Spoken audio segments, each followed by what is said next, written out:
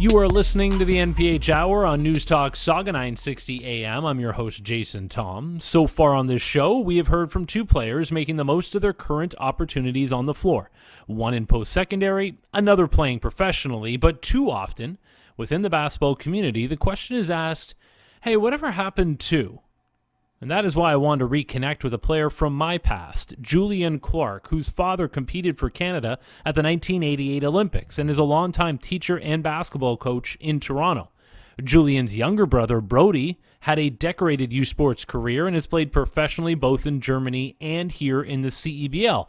But I always kept up with Julian through social media because his NCAA career did not pan out as many expected. But it made his story that much more important to share with all of our listeners. 10 years ago, I was doing a TV feature at the Score television network about Mr. Basketball Canada Julian Clarke. He had just won an OFSA championship, was heading to Steve Nash's alma mater of Santa Clara University. Now, a decade later, I'm talking to that same Julian Clarke, and he's about to head to the Washington School of Medicine University in St. Louis to collect something a little bigger than basketball. Isn't that right, Julian? It is. So I am next week actually graduating from Washington University School of Medicine in St. Louis with a dual MD and master's degree. And then I will be going from there to University of Washington in Seattle. So a lot of Washingtons. I'll be going to University of Washington and starting my neurosurgery residency at the end of June. What type of energy commitment has that been for you? It's one thing to say, oh yeah, I'm becoming a doctor, but like, take me through, what that really entails. In terms of what sort of energy I had to bring to that, it was definitely day in, day out focus. I'll say that it was very, very different than being a student athlete because I had more time that was actually my own. A lot of times as a student athlete, you are told where you have to be and what you have to do, and you get really, really good at doing that. And then you find your own time to study and work on your game, et cetera, outside of that. But when I got to medical school, it was like, wow, I actually have all this free time.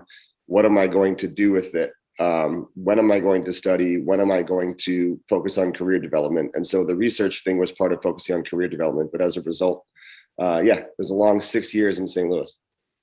So what you're saying to me is actually being a student athlete, like it came with different challenges, because I don't think people understand what being a student athlete involves. And here you are to become a brain surgeon and actually saying that maybe it was a different challenge, but being a student athlete was as challenging. Yeah, I will say that being a student athlete was probably more challenging physically. And I think one thing that I've actually taken from that was really, really helpful on rotations in neurosurgery, for example, is the ability to function when you're tired. Because when I was in undergrad at Santa Clara, I had morning lift and then class and then practice and then lab, and then I had to study and then I had to shoot. And it's like, okay, well, you have all of these things that are penciled into your schedule that you have to do. You don't really have a choice. And I wasn't the kind of person that didn't go to class. So sometimes there's a choice, but a lot of times for me, there wasn't, because I knew that I wanted to go to medical school. And so I had to do well in school. And so transitioning over to a situation where you're a professional school. So you're an adult and you're given license to show up when you need to show up and learn how you need to learn. Trying to navigate that new process from an organizational standpoint was very, very different. I would say that was easier because my time was my own. But still, it's the same thing as you're trying to function tired all the time. And I think being a student athlete helped with that. So, when you went off to Santa Clara, you were coming off a high here, championship at OFSA. You then go down to Santa Clara. You sustained an injury very early in your freshman season. You're in a walking boot. What happened in that first year, and when did you really say, okay, well, I'm here, I'm not going to be able to play that much, I'm going to shift my focus a little bit, to in class? I originally sprained my ankle really badly, actually, in the All Canada Classic All-Star game that summer. I remember it. And then kind of never really recovered from it, because then I played for the junior national team, and was very intent on playing through the injury that summer. And I think I rolled it again against Uruguay, but ended up coming back and being able to participate in more full force, like later in the tournament against USA, Argentina. We ended up coming in third. We got a bronze medal, so it was worth it. And then I had a couple weeks off before I went to Santa Clara, and then I sprained it again late summer in an ankle brace. It was just weak at that point, and then I did it again a fourth time in like October of that year, late October.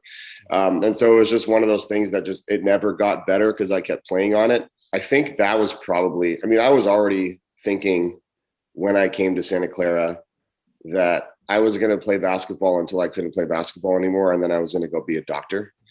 But the timeline kind of got pushed up when I realized that all it took was one serious injury to really change the entire trajectory of my basketball career.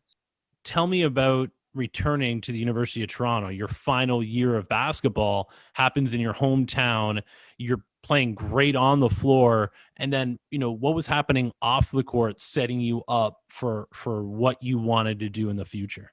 It was nice. I got to play in front of my family, which I hadn't really got to do for the 4 years before that.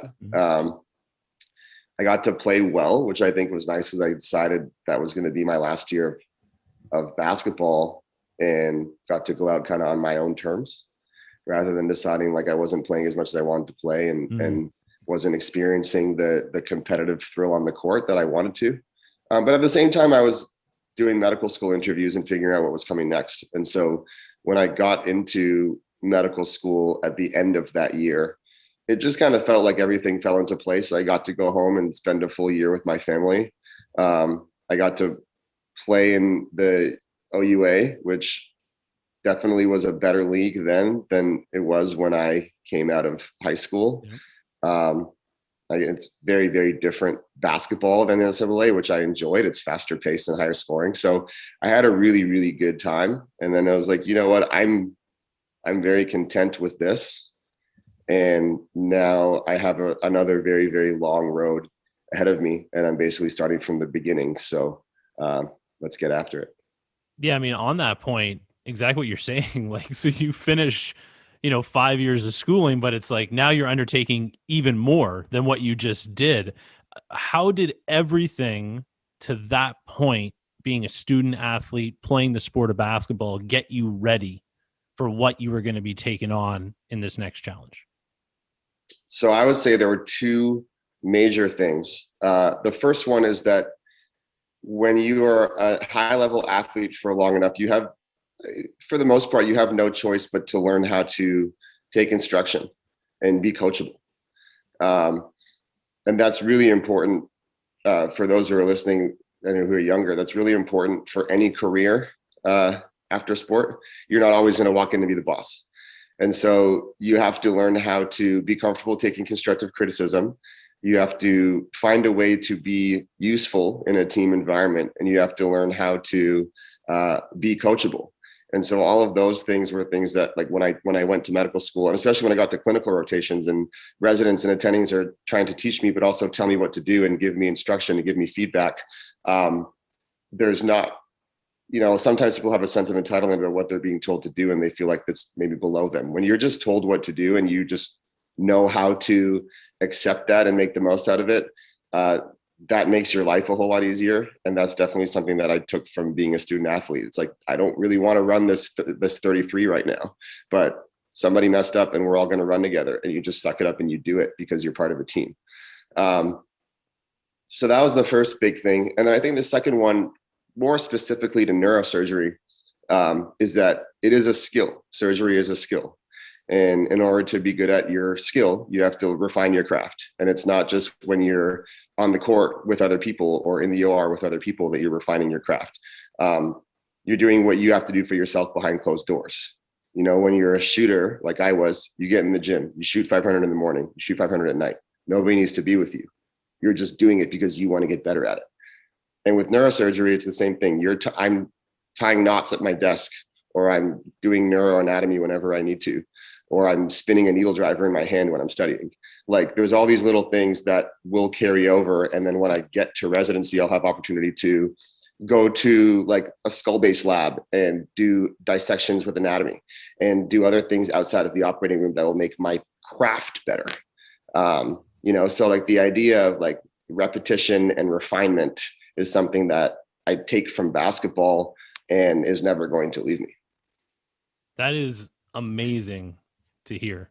And something that I'm sure people haven't thought of before, but, being at Santa Clara, obviously a high academic institution, and through all the contacts you've made, where have you seen other athletes or former student athletes that have now applied it outside? Like you must have come across a number of people that are now succeeding after playing, maybe not basketball, but a sport that they love, and using kind of maybe that team aspect and everything you just mentioned to apply to after their career. Yeah, I mean, actually, just being at Wash U, I had classmates who were athletes in other disciplines who did very well. I've met a lot of athletes in surgical specialties. And then outside of that, Braden Anderson comes to mind as somebody who did really, really well from a student athlete perspective and is now in New York as a lawyer.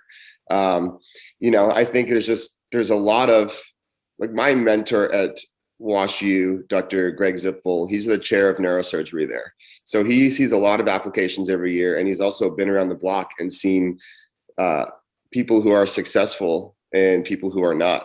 And there's a very, very strong correlation. And there's a lot of evidence behind the fact that people who play team sports when they're younger are more successful after they are done with athletics. Because they are able to work in a team environment and be with people. And something that like is probably not talked about as much as it should have is it's rare for someone to like all of their teammates all the time. But when it comes to having a successful team in sport, you have to deal with the fact that you maybe don't like your teammates all the time, or you maybe don't like your coaches all the time. And there are a lot of different personalities and egos, and it doesn't matter because you come together for a collective purpose, and that is to win. And so if you can take that attitude and apply it to your profession, then you might not like all of your co-residents or your co-workers or your colleagues or your, whatever. But for something like neurosurgery, the collective goal is to treat a patient successfully neurosurgically, whether or not you like the attending you're working with or the resident that you're working with. And if you can swallow that and focus on the goal, you're going to be much better, and everybody else is going to be much better for it too. And I think that applies to a lot of other professions, and you get that from team sport. Amazing insight. And, I really look at it like you're entering the NBA now, but not in the sport, right? Because, your work is not done. This is just, you just got drafted. You're just getting started. So what's ahead of you in Seattle? How many more years and what do you have to look forward to now? I guess you're going to be right in the thick of it. Yeah. So neurosurgery residency is 7 years. Wow.